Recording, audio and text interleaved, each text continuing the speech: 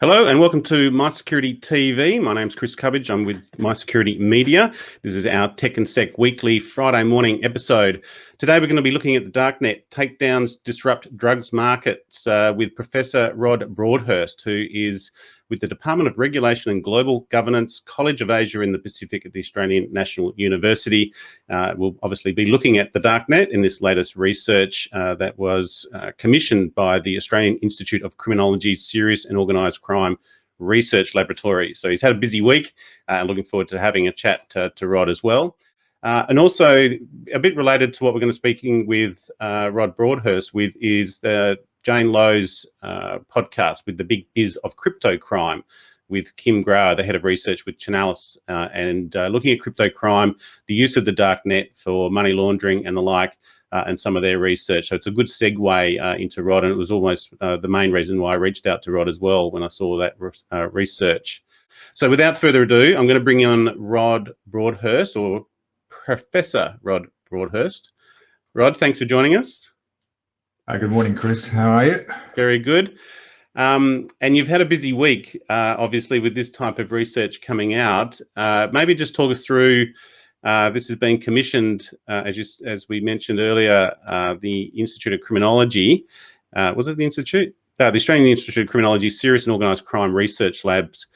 And sort of you've been looking at your background. You've done a lot of work in this area for a number of years. So this is probably not even a new piece of research. What's the background to this particular report?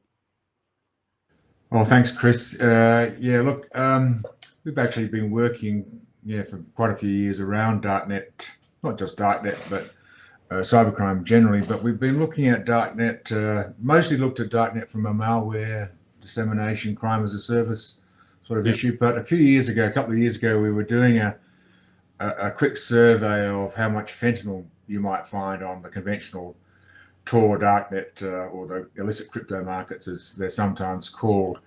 And in the process of us trying to measure the amount of fentanyl, and that includes the analog carfentanil and so on, in the midst of that work, there was a major shutdown by a transnational policing operation that took out a market called Wall Street.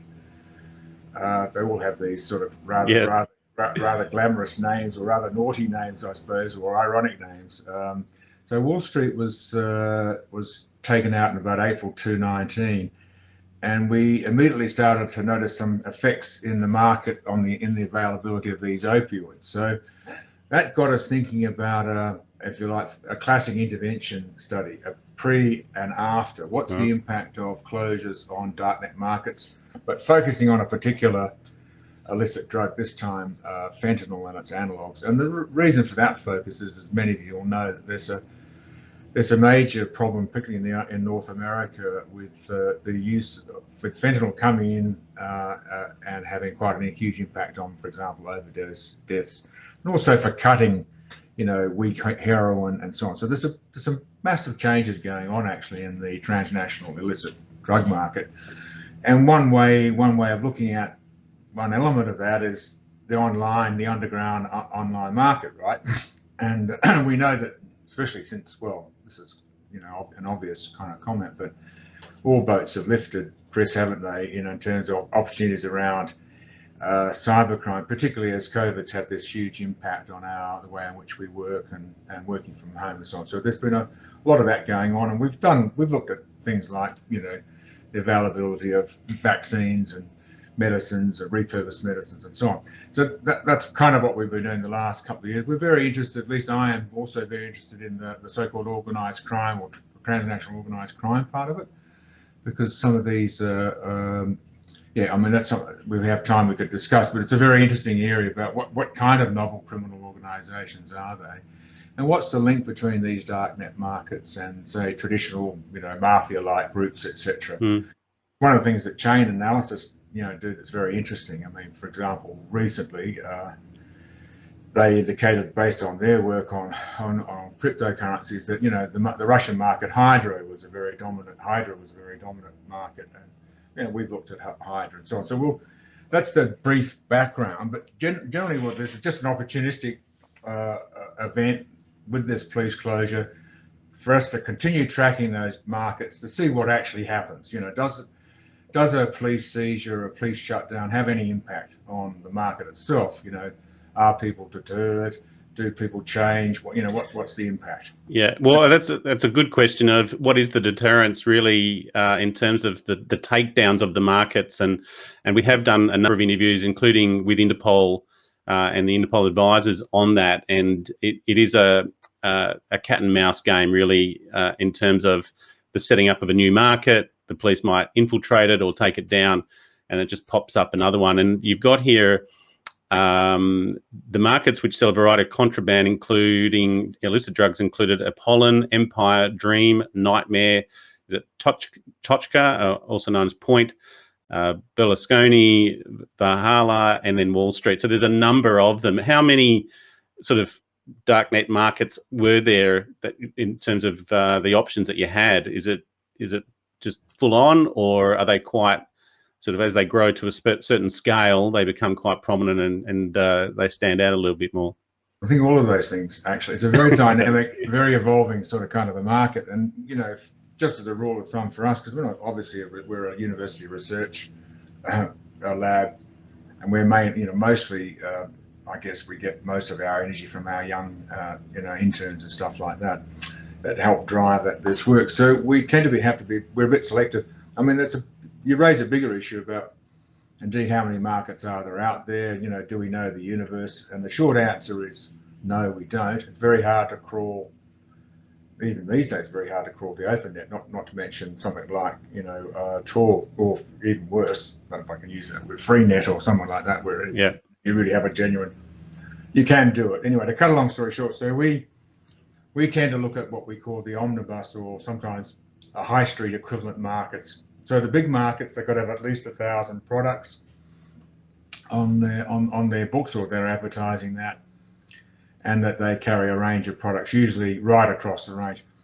A lot of the research done in academia has been around drugs, in particular, for obvious reasons. But these markets, like lots of others in the open net, as well as in other parts of Tor and so on, are also thriving businesses selling confidential, ID. I mean, one of the most profitable ones, it looks like to us, is the whole forged document, or what we would call the question document market. So passports, driver's license, IDs and stuff like that. And there's a big demand for that in the cryptocurrency world as well. So the other important thing about darknet markets, or at least these vendor markets or retail markets, in markets like platforms, anonymous platforms like Tor, is that they are, marvelous conduits for moving cryptocurrencies around. We know that world's changing rapidly, and we're seeing a lot more Monero, for example, or other currencies other than Bitcoin in that space. So we have a basket of markets. We're following those. Markets are very dynamic. They don't often last very long, although some markets are amazingly robust, and their operational security seems very good. In fact, actually, it's one of the impacts of police interventions is these market operators, these OPSEC people, or we'd like to call them techno criminals, are really operating in that environment in the same way as a mafia group would be, providing protection, but this is digital protection, and so that's what they're selling. So in that sense, they're selling protection, and they can sell protection with an offensive capacity. So most of these markets have to live in an environment which is hostile. They'll have distributed denial of service attacks from competitors, from law enforcement agencies. They sometimes, rarely, but sometimes voluntarily close, so that they alert everybody. This is what happened to one of the big markets we were following at the time was Dream, and they voluntarily closed, and of course they announced that escrows were empty, and we saw some interesting, when we were doing the trend analysis, we saw some interesting effects of that. People did leave the market in an orderly way. There was sort of just a lag of a few days, and they'd move to perhaps the next best robust market, or one of the other markets that looked promising, or indeed many of these vendors, dealers, and so on. We were looking at drug dealers, in this case opioid dealers, of which we found about 4,000 odd of handles. We we shouldn't assume necessarily that a handle or an alias, which is essentially the vendor's brand, Yep. is, they like to carry those brands across markets and over time. But some vendors have more than one handle. Many vendors, or at least very active vendors, of which probably about 10% of those, 10 to 15% of those 4,000 are highly active, selling considerable quantities. And the interesting thing about fentanyl is that fentanyl, because it's so potent, it's 50 to 80 times more potent than morphine. So 2 to 3 times more potent than heroin. So so small quantities sent through the post, which is the favourite sort of darknet market sort of delivery system. If you're delivering a physical product, 10 grams is a huge amount of opioid equivalent to, and we see that. We see vendors who ship it. There are the occasional arrest of people who get their stuff because a vendor's been busted in. There's a case recently, a couple of years ago, a vendor busted in British Columbia, for example, when his home was searched. He kept records of the addresses, which was kind of convenient. Doesn't always happen, of course. Yeah. But that led to a young lady, over here in Australia, who had purchased carfentanil of all things, and which was at small quantities, but given the magnification or the multiplication effect, a hugely dangerous product. So that sort of reveals another important thing about what we're looking at is almost all of the successful operations against darknet markets, whether it's child exploitation, and including child exploitation, by the way, where some of these techniques have been well practiced, and child sex abuse material providers, for want of a better word, and producers, probably amongst the most forensically aware pesky lot to try to deal with. And you don't see a lot of that on core main markets because those markets self-regulate. They don't. I mean, they're sort of on amongst thieves in that sense, and they also, so there's rational reasons. You don't want to draw unnecessary attention to yourself. So one of the impacts that we saw with the police seizures as distinct from the voluntary closures, and I forgot to mention also as well, there's what's called exit scams, which you're probably going to run off with the escrow, have a big sale, invite everybody to buy you or whatever it is that you want, and then run away and get out of there. Then get out of there. So that does happen too. So the market's sort of accustomed to this kind of disruption. And of course, what we were interested in, what I guess the Australian Institute of Criminology too, was, okay, is there a difference between, does it matter? Does it make a difference if the police seize the market? Does that have a bigger impact or a different kind of impact than, say, a voluntary closure or an exit scam? And the short answer is yes. And yes, it is a cat and mouse game, and it does, as the press release talks about, it's a whack-a-mole sort of a thing. But yeah, it's whack-a-mole, but look, it's an often used cliche. It's when we're desperate to look for an analogy, that's the one that pops up. But actually, when we do whack them, and they do pop up, but often they pop up differently, and they're not the same ones, and they learn from that experience.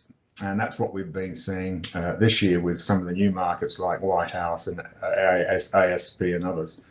They've come up with better defences, and it's more difficult for us, for example, or more painful, time-consuming for us, and especially, and that would be applied to anybody else who's crawling in this space, or trying to draw data capture. And in fact, we've written quite a bit about that problem, how to capture data reliably and so on. It becomes more difficult because the newer markets have evolved, partly because of forensic awareness, but partly because they've got better at defending themselves against distributed denial of service attacks. So if you're crawling a darknet market, there's all kinds of hassles with speed, and things are very volatile. But also the robot detection systems in some of the newer markets have become quite sophisticated, and sort of captures, for example, the robot detect, are you a robot stuff, which you see in modern platforms and so on. They've become quite complex, and as yet there isn't really the automated. Obviously there's machine learning things, lots of things going on. Yeah. try to address that around sort of narrow artificial intelligence applications, but mostly machine learning. So look, let's bring it back together. Yes, there's a huge darknet market out there. It's very hard. We don't know how big the universe is. I mean, there are attempts by us and many others to try to track it and get a sense of what the versatility of hidden services are out there. Darknet markets being one important, very more visible version. I mean, they're open secrets, aren't they, really? And they thrive on that idea that we're secret, you can come and see us, and so on. So they solve a lot of problems that organised crime groups typically face, which is this trade-off between, you know, secrecy and efficiency. So they get to, it's kind of, you know, well, it was a question I had, wasn't it, Chris? Yeah, it was a question I had. Is the links now between traditional organised crime and sort of cyber organised crime and the correlation between the two? Have they now fully connected, would you say, or do you still find that they are a unique sort of crime group in their own right? I mean, obviously, when they're starting to deal with drugs, and it's been around for a number of years now, there should have been enough time, but have they fully morphed together? Do you think most of traditional organised crime will be on the market at some point? Yeah, look, I think there's lots of, you know, valid speculation, I think, going on about just how that. I mean, when we first wrote about this stuff, you know, nearly 10 years ago, I think it was, we tried to survey what the kind of novel criminal organisations would look like. And we actually found everything. Yeah. You know, the single sort of kind of dedicated, you know, criminal opportunist or entrepreneur, small groups. I mean, to run a darknet market, probably, you know, one of these main markets, not a single vendor niche market. For example, we've done work looking at, say, firearms and weapons on these markets, and we've noticed actually that the so-called what we call the specialist or niche markets that sell only one product, firearms, for example, in this case, are much more persistent and much more interesting.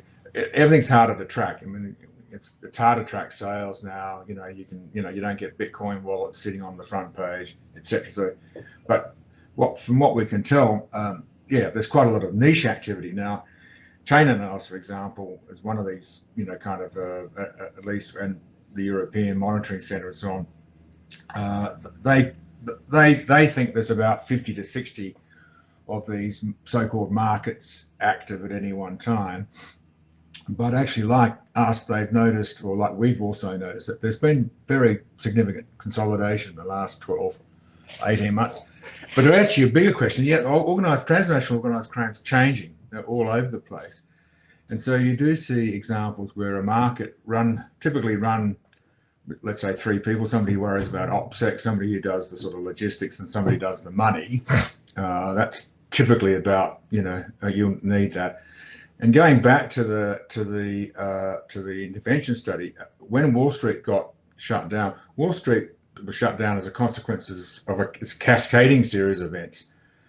In the previous year, Alphabet had been taken down, one of the huge markets, actually. Yep. Nearly 300,000 products. We don't tend to see markets quite as big as that anymore. But it also had a relationship with a smaller Dutch market called Hansen. I don't know if you know the story, but some of your listeners may. And so the Dutch police took over that and ran that, pretty much very similar to what's happening in the child sex exploitation space, right? So you occasionally get market takeovers and so on. So so the data or the information, the way you can sort of kind of track, once you crack a market, seize a digital phone or seize a server with platform material, then you can start. And so in that sense, Wall Street was a result of previous actions. But what's crucial is, of course, it's transnational policing operations. These are combined operations where intelligence shared with some special techniques around investigating these markets. But once you get a bit of a crack, you can start de-anonymizing, you know, some of the players. Well, sorry, go on. Well, I was surprised at sort of that work that Chainalysis is doing, particularly following the money and how much detail they can actually garner from open source. And she was saying that it's not that anonymous. You know, they can start to track where the money is going and flowing.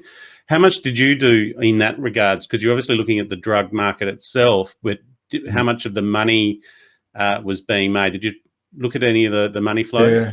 we did do it. We obviously looked at estimates. I mean, one of the things when you're looking at sort of impact studies, particularly in criminal justice, and most policing agencies and authorities are interested in is there a deterrent effect? And of course, what they really mean is there a general deterrent effect? Because obviously, you seize a market, you arrest individuals involved in that market. You have the digital forensics to tie them in, and of course, some of the vendors get exposed as well, and vice versa. So it's highly disruptive. And obviously, the specific deterrents, those whack-a-moles that you just take, they're not going to whack. They're not the ones going to pop up. It's going to be some version of them, because the market, like particularly in drug markets, and it doesn't really affect the malware players here because you send an encrypted file over the internet, through a VPN and so on. I mean, there's no product for you. There's nothing for people to intercept per se. So here we're talking really about so the guys are selling the ransomware tools or the crime as a service tools, the Buddha services and so on. They tend to be very mildly, if affected at all. But for the drug traders, the physical traders, the people selling products like drugs, that does have an impact. And one of the first impact is that there is a supply problem, and so we did notice that two things happened in relation to fentanyl over the time period. One is it became radically much less available. Fewer markets provided it, made it available. Quantities tended to reduce, and prices went up quite a lot. So I mean that's one demonstration of some. Of course, we don't know how long these effects might. They might be quite short term. But one of the longer term effects is that some markets decide, well, hey, I'm not flogging fentanyl anymore. I'm not going to. If you're a vendor selling fentanyl, go somewhere else. Yeah. And so you get a narrowing of where you can sell it as well. At the end of the study, we had one market, Empire selling it, and that was the only market. Before then, Tochka, we think a Russian, well, notoriously a Russian, but we don't have the evidence to pin it exactly, typically, on them. But they were the ones that they continue to sell fentanyl and carfentanil, which is the real worry. It's potential, it's really a chemical weapon, carfentanil. And this is mainly in Europe. Was this mainly Europe, US, or was there any kind of region? Well, look, a lot of these markets some of them will confine, say they're based in the American, will only, export to, but most of them tend to export worldwide. Not all of them. It depends a bit on the product. And the other thing that we saw was that, okay, people stopped selling fentanyl. In fact, actually, when we were crawling over these markets, often they'd be the advertisements or commercial product placements saying, no fentanyl in big letters, So there was definitely a reaction. We could see that in the chat rooms and talk about substitution and so on. So, okay, so another opioid. But when the market did close as a result of a police seizure, so we had the example of, well, a small example of Valhalla. We could track what happened to vendors when that happened. Then we had Wall Street, which really hit the fentanyl market big time. And then later, Berlusconi, the Italian market, which was kind of a sloppy market, but probably also sold, it was pretty, sold just about everything. That had a huge impact. So then the actual what happened was that vendors would then be looking for places to move, and because of the design of our methodology, and we don't track all markets, a lot of them just disappeared, or they might change their encryption key when they move from A to B. But we theorise that actually a lot of these so-called handles, the reputations, the brands, are often inactive in other markets as well all the time. So this, you don't have all your eggs in one basket, Chris. Yeah. That's extremely important. The other thing too is it's pretty clear, because it sort of kind of links back to your earlier question about organised crime, is that these markets are conduits for cryptocurrency exchanges. No drugs or products need to exchange. They're just simply a mechanism for, it's a layering technique, right? And certainly, I mean, I looked at the chain analysis report about Hydra, which I found interesting, because that's essentially the claim they're making, really, at the end of the day, because they're arguing that, darknet market. In fact, I mean, I certainly don't want to criticise them, but it's not clear. We don't get the methodological, we don't get the analytical for obvious reasons. So it's hard to sort of, in that sense, it's not sufficiently transparent, to make sort of detailed comments. But I do think it's interesting. Well, with Bitcoin, it's a public blockchain, right? So I mean, but these days you're not going to get, unless you get into the business, you're not going to get a wallet handle to, you know what I mean? So it's the tracing part, the linking.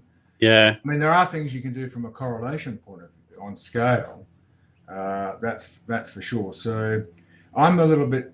I think making financial, how much? I mean, these operations are very, very profitable.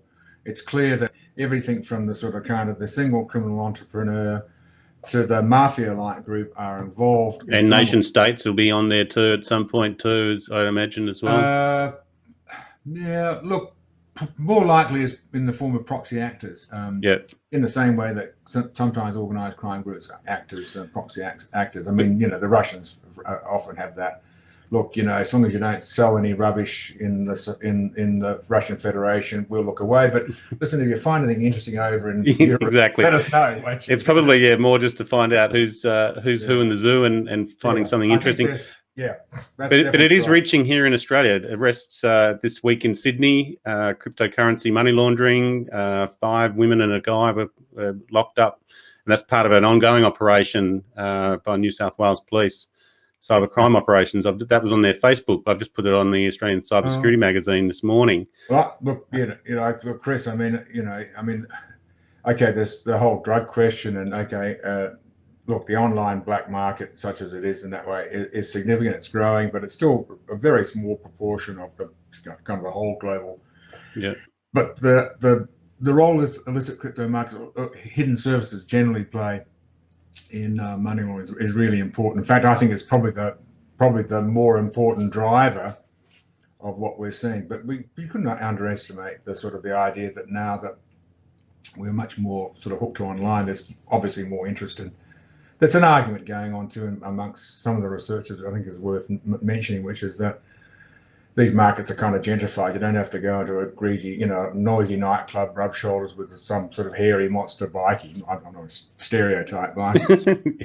But there's kind of if anyone's listening, if any bikies are listening, sorry about that. Yeah, sorry about that, guys. Yeah, chilling effect on middle class consumers. So there is a harm reduction component that's worth noting. There's also the fact that some of the markets are very responsible in the sense that they have harm reduction messages. You can most markets that are selling opioids will also sell the agonists, the naxolons and so on as well. So look, it's not all gloomy, but it's to me it's a highly organised.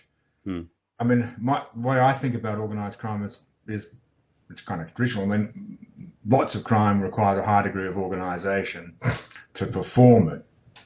But having a consistent organised group acting is kind of different, and so that's the distinction we're trying. We tend to make. So we do see, I think, connections now between. I mean, this is just the retail end of a long supply chain, isn't it, Chris? Yeah. And we do know that they've got the money to buy. To buy a platform, set it up as a crime as a service. It's I don't know. I just know from my background and my experience is that they are always entrepreneurial. So if they see an opportunity or they hear about someone else making money, they want in, and then they will go about making sure that works. And they also have their own sort of tentacles. They're very borderless. Even just state-based organised crime will have a link into another state or another country somewhere, and they're all sort of bred from the same sheet. Crime follows opportunity. If your moral compass is not too stressed, although as we noticed in the darknet markets, there is a moral compass. We're not selling as a market. We're not selling vaccines because we know they'll be fake. We're not selling fentanyl because we're worried about not only the risk to our potential buyers, but likely to incite interest by law enforcement operators and things But it's like the that. same with the ransomware trade as well. Where they have help desks, and Good example. you know, Frequently asked questions. yes, What's Bitcoin? Look here. yeah, that's right. So look, Laugh, but it's not. It's actually not that funny when you get one of those. no, and I think we're about to touch on that with Matt with Sophos. Yeah, But so look, we might Rod, be running out of time. Yeah. I apologise we couldn't have allocated a full hour to you. I think what I'm going to do is I will reach out to you again. No doubt you're a prolific researcher and writer. One last question: how many on your sort of research team have you got there at ANU doing this work? Look, it varies a lot. Depends on I hate to say this, but we're very grant dependent. But because we're sitting, I'm lucky enough to sit in a university with lots of bright kids, and they're attracted to this kind of work. So we have internships which are valuable. But look, at any one time, maybe a half a dozen. But normally it's a bit of a struggle, because when the tap's switched on, we're flat out with addressing problems, but we keep our eye on a couple of main problems around child sex abuse materials is a concern, but we're very concerned, or very interested in mapping the hidden services in a way that's useful for policymakers and practitioners, because at the moment actually it's very difficult to know what the landscape really is. Yeah. I mean, I think we're getting pointers, as you rightly pointed out, Chris, when you're talking about how it's evolving and changing, but getting a kind of grasp of, what that breadth is, what that scale is pretty crucial. So we sort of try to focus on knowing, I mean, it's an awkward, we'll never will, it's impossible to crawl tall. Yeah, that landscape's changing all the time, isn't it? Yeah. I think the other area I would have liked to have covered a bit more is on the policing aspect and where police are at. They seem pretty good, but again, they're only probably doing sort of 2 to 10% of the total market in what they can do. And really, it's as these markets go to a certain size and they see the money, then they'll hit it. Otherwise, there's nothing that they can do in the shorter term. Really, is there? Look, I think it is a really important question. I guess my view is, our view here is looking at it sort of from an evaluative point of view. It's more a question, is the glass half full or half empty? We see the glass as half full, so we see the fact that police engage in these markets, have influence on those markets, is not to be underestimated. It really isn't. Okay, so there might be short-term deterrent effects in terms of general deterrence, markets come back, blah, blah, blah, but they change and they respond. So that means policing in that sense. I mean, we can talk about the investigative side, which is often, look, to be really honest, it's happenstance. It's sort of like, golly, that's great. On that server, we've got, this, or this vendor has sort of got kept these records. So, that's pretty conventional policing work, isn't it, Chris? Of course, they always end up kicking in a door, and as long as they get to that point, you've got them. Look, Professor Rod Broadhurst, fascinating research and role that you have there at the Department of Regulation and Global Governance with the Australian National University. Absolute pleasure, Rod. Thank you so much, and I do look forward to having you on again at some point and giving you a bit more time. I think you're doing such a broad degree of work there, and I'll put as many links as we can into the show notes. And if you don't mind, send me through the link to the report, because I didn't end up actually getting to it. I mean, I can probably send you the report, or you want the link, I guess. Probably just the link, and I'll put that on the show notes as well. But I do appreciate it. Thank you very much. Have a great day. Thanks, Chris. Thank you. Cheers. Bye. Bye-bye. Very good.